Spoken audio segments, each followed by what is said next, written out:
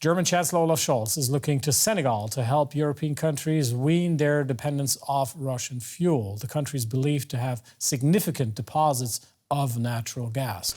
During a joint news conference with Senegalese President Macky Sall, Mr. Scholz expressed interest in a gas exploitation project that could bring the first barrels by next year. The German Chancellor is heading to Niger and South Africa next, which has pledged to phase out its use of fossil fuels. Olaf Scholz's visit has been dominated by issues surrounding the war in Ukraine. High on the agenda for his meeting with Senegal's President Macky Sall was the critical issue of food security. The war has sent grain prices soaring, and Sall will soon travel to Russia and Ukraine on behalf of the African Union, hoping to secure blocked supplies. As chairman of the African Union, I expressed to Chancellor Scholz our serious concerns about the impact of the war on our countries, African countries, including the widespread price spikes and shortages that we are currently seeing. Scholz has vowed to help get exports moving again. This is currently being discussed very intensively. Despite this terrible conflict, we need cooperation so that a country which is currently defending itself against a war of aggression can successfully deliver. It's important that we make the attempt. Otherwise, there is a great danger that many countries in the world will have extreme difficulty in feeding their populations. Also under discussion, energy. Germany offered to help develop natural gas production off Senegal's coast. The West African country has large reserves, and Berlin sees them as a possible alternative to Russian gas. After Senegal, Scholz will travel to Niger before finishing the 3-day visit in South Africa.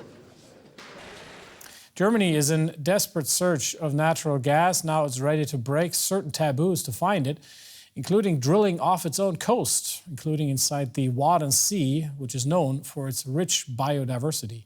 Now, that's creating mixed emotions among people living there. DW's Stephen Beardsley reports from the island of Borkum in the North Sea.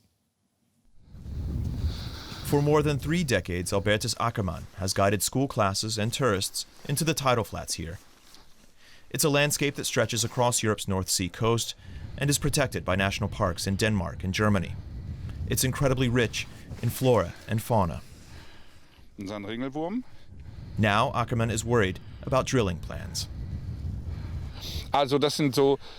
These are risks that personally make me very, very fearful.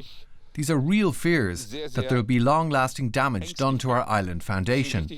And at a time when sea levels are rising, and now we're digging something out, that's just not sustainable.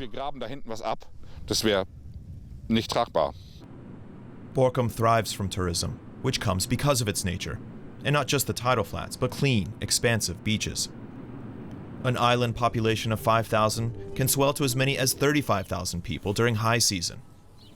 The regional government in Hanover had outright rejected drilling. Now it supports the project, saying that the war has made it necessary. The gas drilling firm OneDias projects there are 60 billion cubic meters of natural gas in the reserve, which straddles the Dutch border. The platform will stand 20 kilometers off Borkum, and it will avoid nearby national park territory. Here in Borkum, residents often mention the nearby city of Groningen in the Netherlands. That's where extensive gas drilling has led to hundreds of small earthquakes over the years, destabilizing homes and angering the population. Those earthquakes were unforeseen. The CEO of the drilling firm says his company has already conducted environmental assessments, and that the comparison with Groningen, where gas reserves are located directly under the region, is unfair.